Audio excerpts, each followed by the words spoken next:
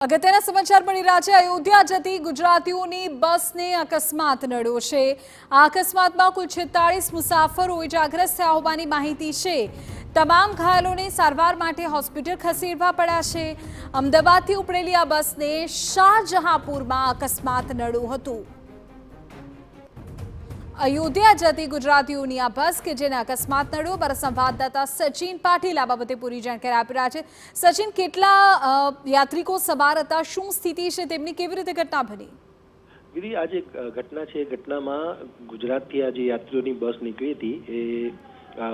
हरिद्वार पहुंचा था यात्रियों अने सांजे जयरे जे घटना बनी त्यारे ए लोको हरिद्वार थी अयोध्या तरफ जवा माटे निकळ्या हता अने ए समये आ सारथी ट्रावेल्स में जे 50 जेटला यात्रीओ छे जे अमदावादना चांदलोडियाना રહેવાસી હોવાનું સામે આવ્યું છે અને જે એક ટ્રક વચ્ચે આવ્યો ને એના કારણે જે બીજી ગાડી ઊભી હતી ત્યાં લખનઉ દિલ્હી હાઈવે ઉપર ખુસરો કોલેજ પાસે આ જે ઘટના છે એ ઘટના બની છે અને યાત્રીઓ જે છે એ ઇન્જર્ડ પણ થયા છે અને લગભગ 5 જેટલા જે યાત્રીઓ છે એમની હાલત અત્યારે ગંભીર બતાવવામાં આવી રહી છે પરંતુ જેટલા બીજા યાત્રીઓ હતા એમને સારવાર પછી રજા પણ આપી દેવામાં આવી છે અને લગભગ જે યાત્રીઓ હતા આમાં એ લગભગ મોટા ભાગના જે છે એ સિનિયર સિટીઝન્સ હતા જે આ બસમાં સવાર હતા પરંતુ ઘટના જ્યારે બની છે ત્યારે એ સમયે બધા યાત્રીઓ સૂતા હતા અને એના કારણે ઇન્જરીઝ જે છે એ વધારે થઈ છે પરંતુ જે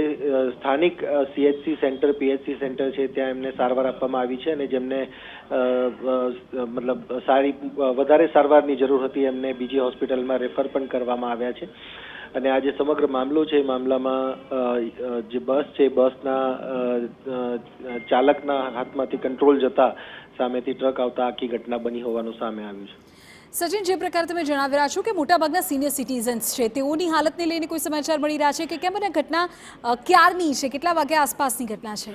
दीदी, आज एक घटना है। घटना में जे यात्रीओ छे यात्रीओनी बस गई काले रात्रे जयरे पसार थई रही हती मैं कह्युं ए प्रमाणे हरिद्वार थी लखनऊ दिल्ही हाईवे पर थी आ बस पसार थई रही हती ए समयनी आखी आ घटना छे અને એ મીરાનપુર કટરા ક્ષેત્રમાં જે છે એ આ ઘટના બનેલી છે અને આ જે યાત્રીઓ હતા એ સૂતા હતા એ સમયે આખી આ ઘટના બની છે અને એના કારણે યાત્રીઓને ઇન્જરીઝ થઈ છે પરંતુ મોટાભાગના જે યાત્રીઓ છે એમાં સિનિયર સિટીઝન્સ હતા પણ કહી શકાય કે આખી ઘટનામાં 5 લોકો જે છે એમની હાલત અત્યારે ગંભીર છે એવું કહેવામાં આવી રહ્યું છે પણ મોટાભાગના જે લોકો છે એ સુરક્ષિત છે। ઓકે સચિન, આગળ પણ આપણી પાસેથી માહિતી મેળવીએ છીએ।